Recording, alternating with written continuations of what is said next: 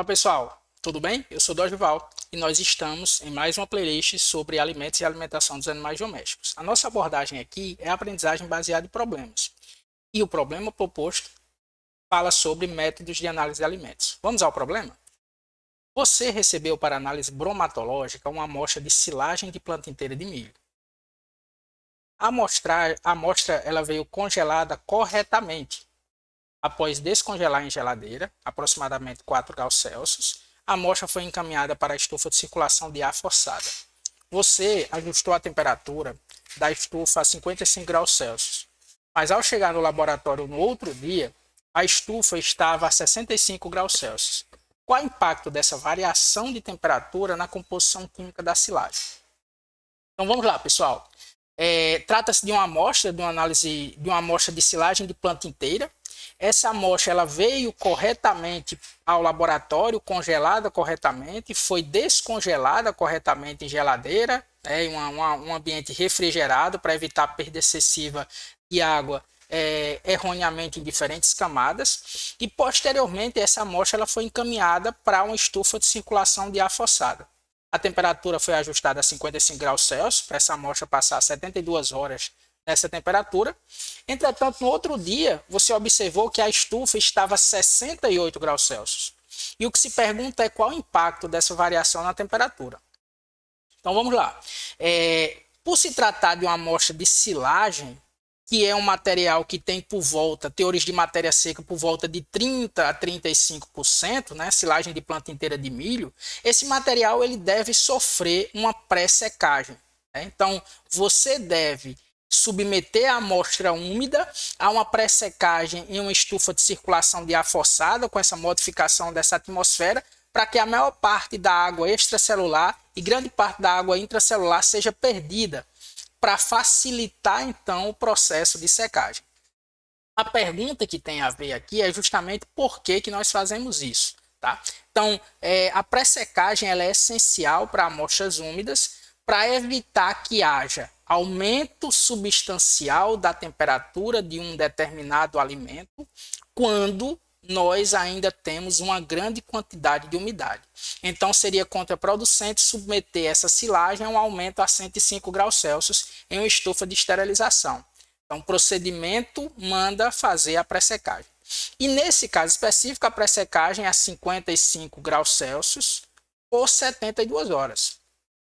Na metodologia fala-se até a obtenção de peso constante, que a essa temperatura, nesse tempo, a gente obtém de todas as amostras.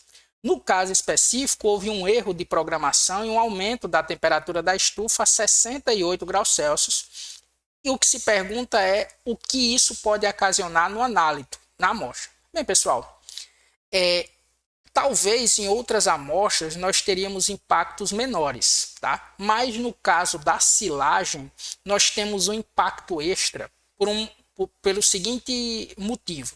Então, no geral, quando a gente tem um aquecimento importante acima de 55 graus Celsius ainda numa amostra úmida, nós começamos a ter problemas de reações de Maillard que podem ocorrer entre os açúcares redutores e a proteína do alimento.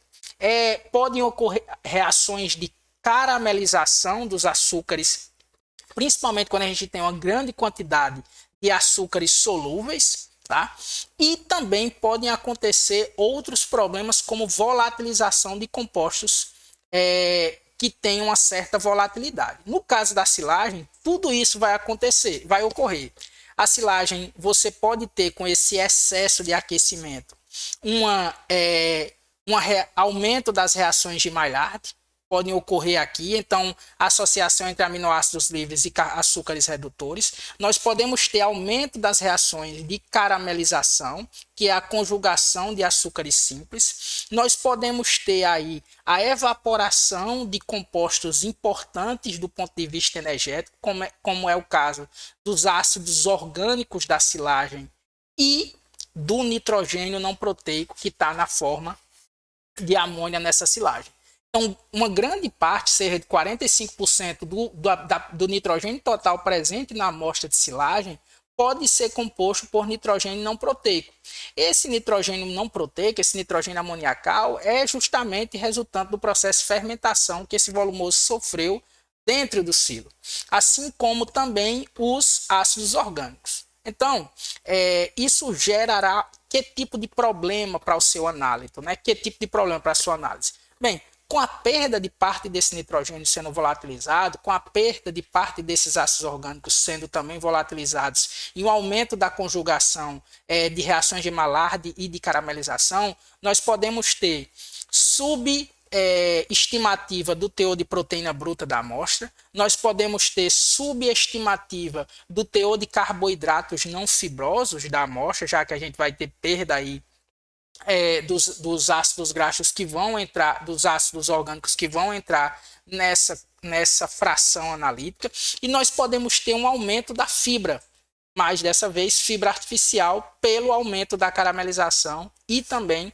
das reações de açúcares redutores. Então, essa amostra, a recomendação é que seja repetida de novo o processo à temperatura adequada, sobretudo para amostras de silagem, já que há perda importante da fração do nitrogênio em alta temperatura.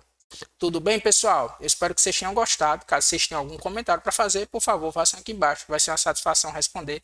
Até a próxima. Obrigado.